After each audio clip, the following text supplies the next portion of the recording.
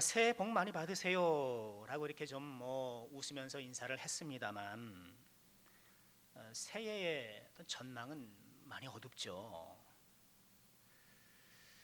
지난 12월 17일 기획재정부에서 2021년 경제전망 보고서 한 40페이지 이렇게 되더라고요. 그 보고서를 내놓았는데요, 그 보고서의 내용은 다음과 같이 요약이 됩니다. 2021년 경제전망은 반등이 예상되는 가운데 불확실성이 상존한다. 경제적으로 좀 반등은 할 것 같지만 불확실성이 상존하여서 확신할 수 없다. 이것이 우리 정부의 내년 전망 공식 입장이에요. 불확실성이 상존한다는 거예요. 코로나 접종이 시작됐지 않습니까? 접종이 시작됐고, 그래서 코로나 극복에 대한 기대치가 높아졌습니다만 여전히 불확실하다는 것이죠. 이 백신이 생각대로 집단 면역을 가져올 것인가? 또 세계 경제가 활성화되고 원활하려면 한 나라만 집단 면역에 있어서는 안 되잖아요. 전 지구가 집단 면역을 가질 수 있을까? 또 전염력이 훨씬 강한 또 변형 코로나스가 생겼다라고 해서 또 좀 신경이 쓰여요. 또 이것이 더 확산이 돼서 더 큰 고통을 가져오는 것은 아닐까? 우리가 코로나19 때문에 지금 고생하는데 코로나 21이 또 오진 않을까? 19가 연도에 붙는 거잖아요. 코로나 21이 또 새로 생기는 건 아닐까? 이 말 그대로 불확실성이 상존하기 때문에 불안한 거죠. 이 불확실성은 우리에게 걱정과 두려움을 일으키게 마련입니다. 그 중에는 올 한 해 어떻게 버텨야 할까? 아마 우리 성도님들 중에도 그런 또 심각한 고민하는 분들이 있을 수 있어요. 어떻게 견디나? 어떻게 올 한 해를 좀 버틸 수 있을까? 새해 복 많이 받으세요 인사는 했지만 이 어두운 전망 가운데에 걱정과 두려움이 마음 가득 자욱할지도 모르겠습니다. 그런데 사실 우리는 늘 불확실성 속에 살아오지 않았나요? 코로나가 좀 가중시킨 측면이 당연히 있습니다만 코로나가 없을 때에도 뭘 그렇게 새 전망에 늘 그렇게 밝고 환했던 적은 별로 없었던 것 같아요. 올 한 해도 어려울 것 같고 이런저런 리스크가 있고 그런 좀 걱정 어린 그런 전망들이 많았지. 또 2021년은 어차피 우리 모두에게 미지의 영역이에요. 아무도 못 가봤어요. 그렇죠? 그러니까 우리는 사실 굉장히 두려워해야 돼요. 2021년도 아무도 살아보질 않았잖아요. 그런데 우리는 그래도 과거의 경험을 통해 미래를 예측하는 그런 지성이 있기 때문에 그런 두려움을 감각적으로 느끼지 못하지만 우리의 상황 자체, 이 한 번도 가보지 못하고 경험해보지 못한 2021년을 맞이한다는 것 자체는 어찌 보면 굉장히 큰 두려운 일일 수 있어요. 코로나 팬데믹이 아니더라도 우리 삶에 언제든지 예기치 못한 불청객이 찾아올 수 있어요. 그러니까 어차피 우리는 불확실성 가득한 시대를 살아가는 것이고 또 코로나가 있건 없건 우리는 그렇게 힘들게 살아왔고 그것을 헤쳐왔어요. 그러니 우리는 다시 한번 이런 불확실성 가득한 이때에 무엇을 통해서요? 하나님의 말씀을 통해서 위로를 얻고 또 소망의 돌파구를 마련하고, 다행스러운 건 뭔가 이 성경에는 어두운 상황 가운데도 인생의 깊은 절망 가운데서도 다시 일어선 이야기, 하나님께서 그들을 이끌어 주시고 다시 세워주셨던 그 놀라운 이야기들로 가득 차 있다는 거예요. 우리 예수님은 빛이세요. 예수님이 빛이라는 것은 어떤 추상적인 어떤 것이 아니라고 저는 믿어요. 우리 심령에 환한 빛을 비춰주실 뿐만 아니라 우리 생활 가운데도 빛을 비춰주시는 분. 그러니까 우리의 경제적 전망, 우리 생활의 전망은 어두운 것이 틀림없지만 우리 하나님께서 인도해 주시는 그 소망의 빛, 은혜의 빛이 분명히 함께 하실 것입니다. 그 빛을 발견하시고 그 빛을 소망하시고 우리 어두운 미래 전망 속에서도 참 빛을 주시는 예수님의 인도 가운데에 올 한 해도 승리의 길을 걸어가시는 우리 모든 주의 종들 꼭 되시기를 주님의 이름으로 축원드립니다. 자, 오늘 말씀 속에서 우리는요, 불확실성 가득한 미래, 우리처럼 그런 불확실성 가득한 미래 앞에 두려워하고 있는 사람들을 보게 돼요. 오늘 이들의 이야기를 통해서 우리가 영적인 힌트를 발견하고 다시 한번 소망 삼기를 원하는데, 여러분 누군가요? 출애굽 이스라엘 백성들, 그리고 그들에게 새로운 지도자로 세워진 여호수아예요. 여호수아 1장 우리가 읽었는데 잘 알고 계시죠? 이제 40년 광야 생활이 끝나고 출애굽 후 40년 광야 생활이 끝나고 이스라엘 백성들이 이제 가나안 입성을 막 앞두고 있는 거예요. 그리고 그동안 수고했던 모세는 하나님의 부르심을 받아갔고 여호수아가 새로운 지도자로 등극되어서 그들을 이끌어갈 그런 그 시점에 있는 거예요. 그런데 오늘 하나님께서 주시는 말씀을 보건대 이들은 많은 두려움이 있었던 것 같아요. 그래 하나님께서 두려워하지 말라, 강하고 담대하라. 이게 거듭거듭 말씀하신다는 게 뭐예요? 그들이 지금 두려워하고 있다라는 거예요. 뭔가 좀 불안해하고 있다라는 것이죠. 무엇 때문에 이렇게 불안하고 두려워했을까? 한 세 가지로 관찰이 돼요. 먼저는 미지에 대한 불안이죠. 우리처럼 이들도 지금 한 번도 가보지 못한 땅, 가보지 못한 시간 앞에 서 있는 거예요. 말로만 들어왔잖아요. 가나안 땅 수없이 기다 뜨겁게 들어왔을 터인데, 근데 그 말로만 듣던 가나안 땅을 지금 눈앞에 두고 있는 거예요. 근데 미지라는 것은 늘 우리에게 불안과 두려움을 주기 마련이에요. 낯선 사람 만나면 두렵잖아요. 또 낯선 짐승을 만나도 그래요. 그렇죠? 웬 짐승이 그냥 산짐승 평소에 보지 못했던 것들이 갑자기 길에 나오면 어이구 저게 뭐야 두려워하잖아요. 낯선 상황 마찬가지고요. 훈련소에 입소하는 청년들을 보면 씩씩한 척해요. 아주 씩씩한 척하고 센 척하는데 그러면서 동공이 막 흔들려요. 동공이 흔들려요. 군대 얘기 수없이 들었죠. 주변 사람들한테 수없이 들었지만 수없이 들었던 것과 내가 직접 경험하는 것은 또 다르거든요. 한 번도 겪어보지 못한 미지의 영역, 두려움을 줘요. 근데 사실 한 번도 경험해보지 못한 것은 아니에요. 40년 전에 경험했어요. 이스라엘 백성들. 그렇죠? 어떻게? 정탐꾼 보내서 좀 살펴보기는 했으나 그 정탐꾼의 보고서가 도움이 안 돼요. 우리는 안 됩니다. 우리는 열세입니다. 그 땅을 찾은 부정적인 보고로 가득하니 별로 도움이 안 되는 것이고, 또 40년 전 일이잖아요. 또 지금 이들은 익숙한 것을 버리는 순간이에요. 새로운 것을 맡는 것도 두렵지만 익숙한 것을 버리는 것도 두려움이에요. 그렇죠. 지금 이 요단 동편에 있는 가나안 입성을 앞두고 있는 이 사람들은 광야에서 나고 자란 사람들이에요. 출애굽 2세대란 말이죠. 그들은 광야에서 익숙해요.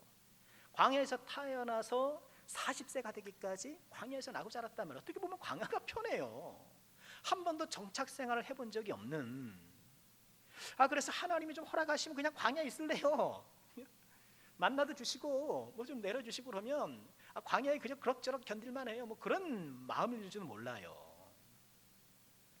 자, 미지의 불안 앞에 이들은 두려워하고 있었고, 또 이들이 두려워했던 두 번째 이유는 모세의 부재이죠. 지금 모세가 없다라는 사실. 아마도 이들이 두려워했던 가장 큰 이유가 아니었을까. 오늘 말씀 여호수아에게 하시는 말씀인데요, 우리가 9절까지 읽었습니다만 9절까지 여호수아에게 주시는 이 말씀 가운데에 모세라는 이름이 6번이 등장해요. 그러니 지금 이 두려움을 달래는 이 과정 가운데에 그들이 두려워하는 이유가 이 모세와 연관이 있다라는 것이 수치상으로 간접적으로 증명이 되는 거예요. 모세가 어떤 인물입니까? 불세출의 지도자, 불세출의 지도자 아닙니까? 지팡이 하나로 바로를 굴복시켜서 출애굽시켰고, 우여곡절이 없진 않았으나 40년 광야 생활을 성공적으로 리드하면서 지금 바로 요단 동편 가나안 코앞에 이스라엘 백성들이 이끌었잖아요. 이 결과만으로도 이 모세의 리더십은 인정받아야 돼요. 더군다나 모세는 하나님이 그렇게 평가를 하셨죠.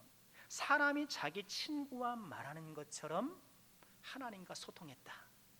출애굽기 33장 11절이죠. 하나님이 친구와 말하는 것처럼, 친구와 말하는 것처럼. 이게 탁월한 영성의 소유자였다라는 거예요. 하나님께 계명을 받아 전달하고 또 그것을 기록했고, 또 사람들에게 문제가 생기면 그것을 해결해줬고 지도해줬고, 백성들은 그 지시에 따랐고, 그럼 백성들은 모세를 신뢰했고 의지했죠. 물론 당연히 하나님을 믿고 의지했던 것도 있었지만, 그러나 눈에 보이는 지도자를 의지했기 때문에 이렇게 온 것 아니겠습니까? 이 모세의 절대적인 영향력. 그런데 이 모세가 죽은 거예요. 그들을 인도해주고 조언해주고 힘과 용기를 불어넣어줄 그런 마음의 버팀목 같은 그런 존재가 사라진 거죠. 내가 의지하고 좀 내가 용기를 얻을 수 있는 누군가가 있다라는 거 행복한 일이잖아요. 이게 없는 거예요. 이 모세의 빈자리를 두려움이 채우기 시작한 것이죠. 세 번째 두려워한 이유를 생각해 보면, 이제 이들은 전쟁을 앞두고 있어요. 전쟁을. 그렇죠. 지금 가나안 땅이 그냥 무주공산이 아니잖아요. 거기 좀 딱 버티고 살고 자자손손 살았던 사람들이 있잖아요. 그 사람들을 쫓아내고 전쟁으로 이겨내야 그 땅을 차지하는 것 아니겠습니까? 여기서 우리가 흔히 갖는 오해를 좀 수정해야 되죠. 제가 수요 예배 때 신명기 말씀을 하면서도 거듭 말씀을 드렸는데, 이렇게 하나님께서 이스라엘 백성들을 가나안에 이렇게 심으시는 과정에서 가나안 원주민을 내쫓는 걸 보고 어떤 사람들은 표면적으로 아니 편하게 잘 살고 있는데 하나님께서 왜 그렇게 그 사람들을 쫓아냈나, 그 원주민들 뭐가 잘못이라고 이렇게 생각하기가 쉽단 말이에요. 그런데 이렇게 하나님께서 가나안 원주민들을 쫓아내는 그 이면에는 하나님의 심판이 작용해요. 레위기 18장 24절에 보면 이렇게 말씀을 하셔요. 너희는 이 모든 일로 스스로 더럽히지 말라. 이스라엘 백성들에게 당부하는 말씀이에요. 내가 너희 앞에서 쫓아내는 족속들이 내가 너희 앞에서 쫓아냈다. 하나님이 쫓아냈다는 거예요. 이 모든 일, 앞서 읽어보면 짐승과 부적절한 일하고 이렇게 온갖 우상 숭배에 더러운 일을 하는 거예요. 이 모든 일로 말미암아 더러워졌고 그 땅도 더러워졌으므로 내가 그 악으로 말미암아 벌하고 그 땅도 스스로 주민을 토하여냈다. 이렇게 말씀을 하시는 거예요. 그러니까 이스라엘 백성들을 출애굽시키셔서 가나안에 이렇게 심으시는 과정은 이스라엘 백성들 입장에 보면은 약속한 땅을 헌사받는 것임과 동시에 가나안 원주민들에게는 그들의 죄악에 대한 하나님의 심판이라는 거예요. 이스라엘 백성들을 회초리 삼으사 이 가나안 원주민들을 징벌하시는 거예요. 나중에 이스라엘도 마찬가지잖아요. 하나님께 순종하지 않으니까 아수르와 바벨론을 회초리 삼으셔서 그들을 또 쫓아내시는 것 아닙니까? 자, 그런 측면이 있다는 거예요.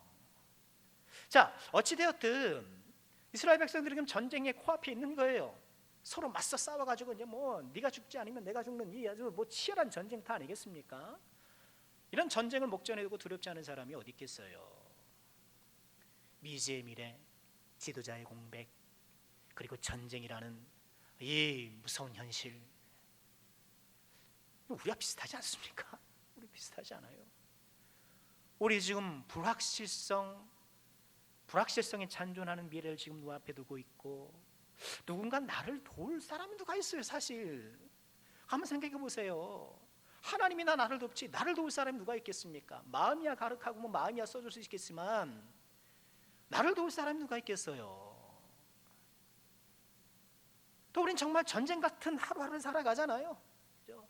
전쟁 같은 하루하루를 살아가는데, 자, 이스라엘 백성들의 모습 속에서 우리의 모습이 오버랩되는 것이죠. 자, 그러면 하나님은 이 여호수아와 이스라엘 백성들의 두려움을 어떻게 해소시켜 주셨는가? 이 두려움 가득한 이들을 향한 하나님의 솔루션은 무엇인가? 오늘 그것을 함께 좀 살펴보고 싶습니다. 자, 하나님의 솔루션은 이거예요. 내가 너와 함께하리라. 내가 너와 함께하리라. 아이고, 목사님 또 함께하리라. 또 얼마 전에 임마누엘 하더니 또 임마누엘. 맞아요, 또 임마누엘이에요. 하나님이 함께하시리라. 지금 두려움 가득한 이스라엘 백성들을 향한 이 하나님의 솔루션은 다른 것이 아니에요. 내가 너와 함께하리라. 5절 말씀 보실까요? 내 평생에 너를 능히 대적할 자가 없으리니 내가 모세와 함께 있었던 것 같이 너와 함께 있을 것이미니 내가 너를 떠나지 아니하며 버리지 아니하리라. 우선 여기서 우리는요, 지금 두려워하고 있는 여호수아와 이스라엘 백성들에게 하나님이 말씀을 주셨다는 것을 좀 기억해야 돼요. 이렇게 두렵고 떨리면은 뭘 줘야 돼요? 뭔가 좀 두려움을 해소할 수 있는 눈에 보이는 뭘 줘야지. 그렇죠? 눈에 보이는 뭔가를 좀 보여줘야지. 증표를 좀 보여주든가, 아니면 전쟁을 앞두고 있으면 좀 어디서 좀 원병이 온다든가. 그런데 하나님께서 이스라엘 백성들의 두려움을 해소시킬 솔루션으로 제시하는 것이 하나님의 말씀이라는 거예요. 여기서 무엇을 요청하시는 거예요? 요구하시는 거예요? 믿음을 요구하시는 거예요. 우리에게 이 실존하는 두려움을 우리는 무엇을 이길 것인가? 세상 사람들은 자기 어떤 노력으로, 자기의 기술로, 이런저런 것들로 이 두려움을 해소하려고 하지만 우리 하나님의 사람들은 무엇으로요? 하나님의 말씀으로, 하나님의 말씀을 신뢰함으로 우리는 두려움을 이길 수가 있는 거예요. 그 어떤 눈에 보이는 것이 주는 그런 안정감보다 하나님의 말씀이 우리 마음을 장악하고 있을 때 누리는 그 안정감, 하나님 우리에게 그것을 원하시는 것이고 우리가 그것을 믿음으로 소망하는 거예요. 하나님은 두려움에 지금 떨고 있을 이 이스라엘 백성들과 여호수아를 향하여서 믿음을 보기를 원하시는 거예요. 자, 그런데 오늘 이 5절 말씀은 내가 너와 함께 하리라는 이 말씀에 두 가지 동사를 첨부하셔서 그 뜻을 강조하셔요. 어떤 말씀인가요? 내가 너와 함께 있을 것임이라 내가 너를 떠나지 아니하고 버리지 아니하겠다. 떠나지 않고 버리지 아니하겠다. 함께 한다는 말씀에 이 두 동사를 첨가하셔서 자신의 뜻을 확고하게 하셔요. 사실 떠나지 아니하리라, 버리지 아니하리라. 여러분, 떠난다와 버린다라는 이 말은 사실 비슷해 보이지만 대비되는 뉘앙스의 차이가 있어요. 어떤 차이일까요? 떠나는 것은 나에게 어떤 일이 생겨서 떠나는 거예요. 나에게 어떤 일이 있어서 떠나는 거예요. 반면에 버리는 것은 상대방에게 문제가 있어서 버리는 거예요. 이 두 단어는 서로 대비될 때 그런 차이점을 가져요. 떠나지 아니하리라. 하나님이 여호수아에게 내가 너를 떠나지 아니하리라 이렇게 말씀을 하시는데 이 얘기는 무슨 얘기인가요? 하나님에게 어떤 문제가 생겨도 떠나지 않겠다라는 얘기예요. 사람들은 안 그렇잖아요. 함께 뭘 하려고 하다가도 갑자기 급한 일이 생기면 미안해. 내가 좀 같이 하려고 그랬는데 나 지금 집에 급한 일이 생겼어. 가요. 좀 어떻게 해요? 뭔가 좀 사업을 같이 하려다가도 나 이게 집에서 반대가 너무 심해. 그래서 이렇게 함께 하다가도 자기 사정 생기면, 자기 문제 생기면은 떠나는 거예요. 별 수 있습니까? 떠난다는데 할 수 없잖아요. 더 급하고 더 중요한 일이 있으면 떠나는 것이 인지상정이에요. 근데 하나님께서 떠나지 않겠다라고 말씀하시는 건 뭐예요? 그것은 지금 여호수아와 이스라엘 백성들이, 그리고 우리가 하나님의 1순위라는 거예요. 1순위. 하나님 급한 일이 생기실 분은 아니지만, 그렇죠? 그렇지, 하나님께서 어떤 문제가 생길 분은 아니시지만 그래도 내가 너를 떠나지 않겠다라는 것은 내가 너를 1순위 삼겠다, 내가 너를 우선순위 삼겠다, 이 말씀인 거예요. 여러분, 우리 모두는 하나님의 우선순위가 됨을 믿으시길 바랍니다. 우리 하나님의 우선순위예요. 제 1순위예요. 여러분, 나를 1순위로 생각해 주는 사람 있어요? 한번 돌아보세요. 지금까지 내가 삶을 살면서 나를 1순위로 생각해 주는 사람. 그놈의 남편. 내가 1순위예요? 남편에게 내가 1순위든가? 예? 아내에게 내가 1순위였나요? 회사에 가면 내가 1순위입니까? 천만에요. 무슨 회사가 내가 1순위로 봐줍니까? 친정에서 내가 1순위입니까? 시댁에서 내가 1순위입니까? 교회에서 내가 1순위입니까? 우린 이 세상 어딜 가도 1순위, 우선순위 대접받기 어려워요. VVV 앞이면 모를까? 대통령쯤 되고 뭐 그러면 모를까? 우리 이 세상을, 저와 여러분이, 우리가 이 소시민 이 세상을 살아가면서 어디 가도 1순위 대접받을 수 없어요. 우선순위 대접받을 수 없어요. 그런데 누가? 우리 하나님 앞에 우리는 언제나 1순위라는 거예요. 1등이라는 거예요. 작자미상에 한 시가 있어요. 하나님은 3등입니다. 이런 시예요. 자막은 내려주시고, 잘 보이시나 모르겠네요. 읽어보겠습니다. 하나님은 3등입니다. 1등은 하고 싶은 일, 2등은 해야 하는 일, 3등은 하나님 만나는 일. 하고 싶은 일을 다 하고 해야 하는 일도 다 마치고 그 후에 여유가 있으면 하나님을 만나줍니다. 하나님은 3등입니다. 어려운 일이 생길 때도 하나님은 3등입니다. 내 힘으로 한번 해보고 그래도 안 되면 가까이 있는 사람에게 도와달라고 하고 그나마도 안 되면 하나님을 부릅니다. 하나님은 3등입니다. 거리에서도 3등입니다. 내게 가장 가까이 있는 것은 내 자신, 그 다음은 내 마음을 알아주는 사람, 그 다음에야 저 멀리 하늘에 계신 하나님이십니다. 하나님은 3등입니다. 그런데 하나님께 나는 1등입니다. 무슨 일이 있어도 내가 부르기만 하면 도와주십니다. 내가 괴로워할 때는 만사를 제쳐놓고 달려오십니다. 아무도 내 곁에 없다고 생각될 때에는 홀로 내 곁에 오셔서 나를 위로해 주십니다. 나는 하나님께 언제나 1등입니다. 나도 하나님을 1등으로 생각했으면 좋겠습니다.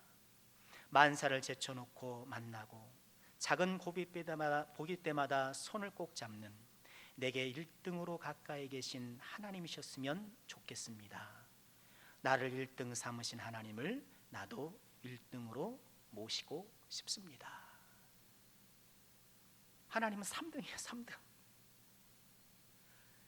3등만 해도 저는 다행이라고 생각해요. 3등만 해도 순위 안에 못 들 수도 있어요. 이렇게 해보고 저렇게 해보고.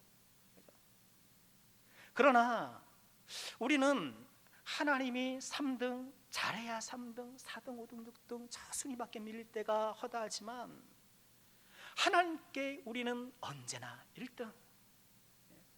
하나님이 우리를 최우선순위로 생각하신다라는 것, 떠나지 않으리라는 이 말씀 속에 이 하나님의 의지가 담겨 있는 거예요. 나는 너를 최고로 생각한다. 너 1순위다. 우리를 1순위 삼아주시고 떠나지 아니하시는 하나님이 우리와 함께 하심을 꼭 믿으시고 올 한 해도 주와 함께 승리하시는 주의 종들 꼭 되시기를 주님의 이름으로 축원합니다. 또 어떤 단어예요? 버리지 아니하리라. 버리지 아니하리라. 떠나지 않을 뿐만 아니라 버리지 않을. 떠나는 것이 본인에게 어떤 일이 생겨서 떠나는 거라면 버리는 것은 상대방이 하자가 생겼을 때 버리는 거예요. 고장나면 버리는 거죠. 상하면 버리는 거죠. 나에게 도움이 안 되면 다 버리는 거예요. 여러분, 세상이 그렇잖아요. 세상이 그래요. 냉혹해요. 나에게 하자가 생기면 가차없이 버립니다. 직장이 나를 기다려주나요? 나의 하자를 직장이 품어주나요? 안 그래요. 이 세상은 가혹해요. 소위 잘 나갈 때면 주변에 사람도 많지만 별 볼 일 없어지면 사람들이 하나둘 다 떠나가는 것이죠. 이런 세상의 그 냉정한 일면을 성경이 놓치지 않아요. 잠언이 이렇게 말씀을 하셔요. 재물은 많은 친구를 더하게 하나 가난한 즉 친구가 끊어지니라. 세상이 이렇다라는 것을 성경이 우리에게 증명해 주고 있는 거예요. 또 별일 없이 잘 지나가다가도 과거의 어떤 치명적인 실수나 상처를 알게 되면 뒷걸음질 치는 경우도 많아요. 잘 지내던 사람이 알고 보니까 전과자야. 이건 어떻게 하시겠습니까? 여전히 친구가 될 수 있을까요? 그 조두순 출소하니까 세상이 시끄럽더라고요. 그죠? 시끄러워요. 차에 올라타서 쾅쾅쾅 뛰질 않나 그냥 저는 그분들의 마음은 이해가 되지만 그 모습을 보면 전 그 말씀도 생각나요. 너 중에 죄 없는 자가 돌로 치라. 예수님 말씀이 생각나더라고요. 얼마나 그렇게 떳떳하고 잘 살았기 때문에 그분이 잘했다는 게 결코 아니잖아요. 본인이 얼마나 그렇게 떳떳하고 할길래 차에 올라가서 뚱뚱하고 그렇게 던지고 그러는지 모르겠어요. 여러분, 교회가 조두순을 받을 수 있을까요? 우리 교회는 그분이 출석할 수 있는 교회일까요? 세상은 하자가 있으면 떠나요. 문제가 생기면 가차없이 버려요. 여러분, 우리 그럼 전과자 어쩌고 그럴 필요가 없어요. 다 전과자인데 우리가 다 전과자인데요. 하나님 앞에 우리가 다 전과자잖아요. 아닌 사람 있습니까? 전과 몇 범이세요? 저부터도 전과 몇 범이에요. 하나님 앞에. 그죠? 별을 달았으면 그냥 엄청난 별을 달았을 우리 아닙니까? 사람들은 하자가 생기면, 문제가 생기면 그냥 버려요. 그러나 우리 하나님은 우리에게 어떤 하자가 생겨도 버리지 않는다는 거예요. 우리에게 큰 문제가 생겨도 결코 버리지 않겠다라고 지금 약속해 주고 계시는 거예요. 하나님의 사랑의 위대함이 여기 있는 거예요. 사랑할 만한 사람 사랑하는 건 누가 못합니까? 매너 좋고 하는 일마다 반듯반듯한 사람 사랑하는 거 누군들 못하겠어요.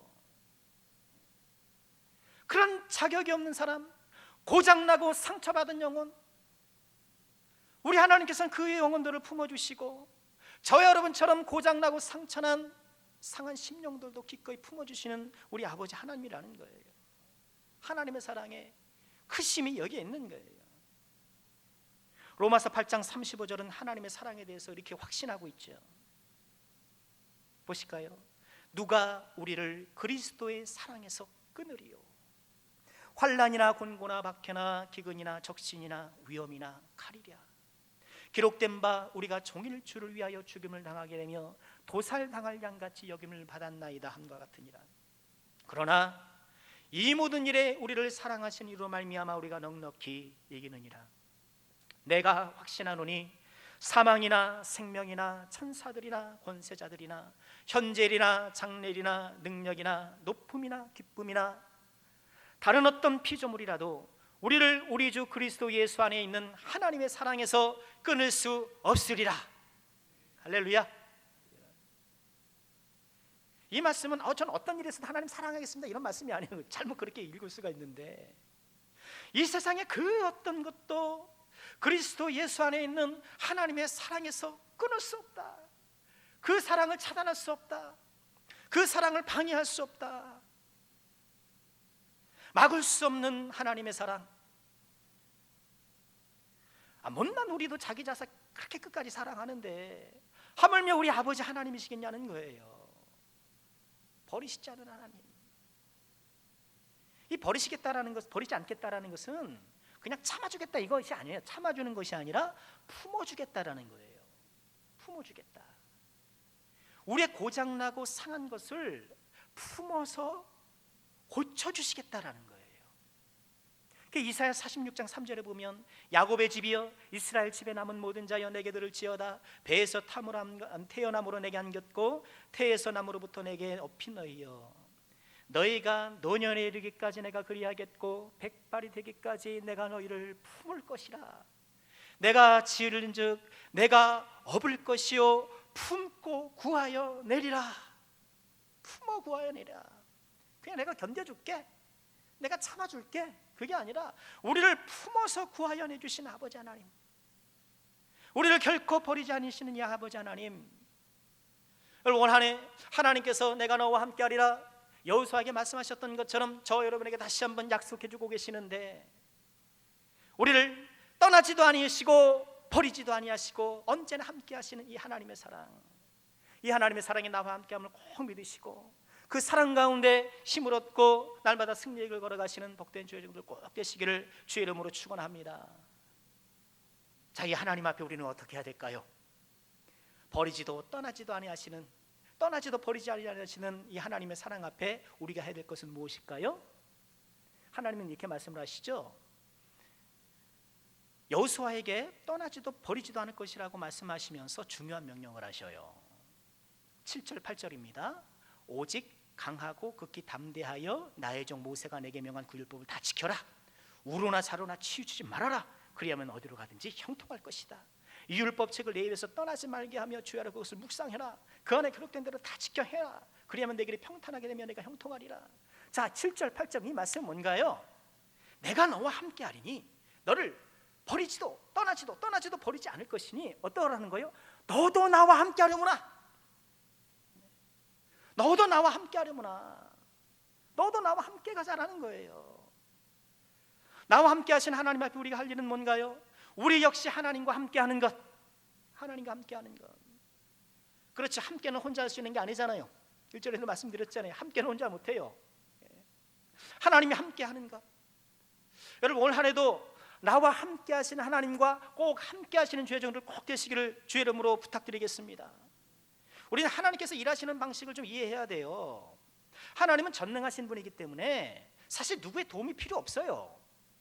그렇죠?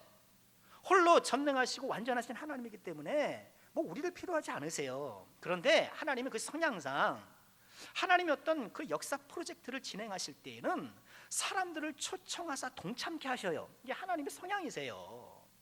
사람들을 부르세요. 그래서 사람들이 그 일에 동참하게 하셔요. 그리고 그 부름받은 사람이 어떻게 하냐에 따라서 좀 결과가 달라지기도 하세요. 심은 대로 거두는 거죠. 심은 대로 거둬요. 그래서 우리 신앙 실력에 따라서 결과가 달라지기도 하는 거예요. 그런데 이런 모든 과정과 결과를 어떻게 해요? 하나님의 큰 지혜 안에서 담아서 또 통제하시는 거예요. 그래서 우리의 성공뿐만 아니라 실패도 모든 것이 합력하여 선을 이루시는 하나님의 재료가 되는 것이죠. 이게 하나님이 일하시는 방식이에요. 어떤 일을 하시되 혼자 다 하실 수 있지만 우리를 부르셔요. 그래서 우리 영적 실력에 따라 결과가 달라지게 하세요. 그러나 달라지는 모든 것도 하나님의 지혜 아래 통제하고 계시는 거예요. 이렇게 이끌어 가시는 거예요. 그러니까 하나님의 자녀가 이렇게 보호를 받는 것이죠. 그래, 우리는 뭘 해야 돼요? 나와 함께 하시는 하나님과 나도 함께 해야 되는 거예요. 어떻게 해요? 다시 8절 말씀 볼까요? 이 율법책을 입에서 떠나지 말게 하며 주야로 묵상하며 그 안에 기록된 대로 다 지켜하며 말씀을 따라 살아가는 거예요. 말씀을 따라 살아가는 것. 여러분, 새해에 어떤 결단하고 계셨습니까? 올 2021년 우리의 어두운 전망 가운데 그래도 우리 각자 소망하는 것, 내가 나름대로 좀 다짐하는 것들이 있지 않습니까? 무엇인가요? 그 수많은 다짐과 소망 가운데에 하나님과 동행하리라는 이것이 가장 우선순위가 되어야 될 줄 믿습니다. 올 한 해 내가 하나님과 함께 하리라. 올 한 해 내가 말씀을 따라가리라. 말씀을 가까이 하리라. 이런 각오와 다짐이 우리에게 반드시 있어야 하는 것이죠. 하나님이 우리를 1순위로 여기는 것처럼 우리도 하나님을 최우선순위 1순위로 1등으로 모셔드릴 수 있는 우리 모두가 꼭 되었으면 좋겠습니다. 하나님 우선의 삶, 말씀과 예배와 이런 신앙을 우선으로 하며 하나님과 동행하기를 실천하는 삶. 자, 말씀 마치겠습니다. 새해를 맞이했지만 우리 미래 전망은 어둡습니다. 본래 새해 첫 주 설교는 저렇게 표어와 관련해서 그렇죠. 가르치고 전파하고 치유하는 교회 올 한해 우리가 그 표어를 삼았는데요. 저 표어가 얼마나 중요하고 또 우리가 이것을 어떻게 좀 실천해 나갈 것인가를 제가 좀 설교를 하는 것이 일반적이었는데 말씀을 듣고 고민했어요.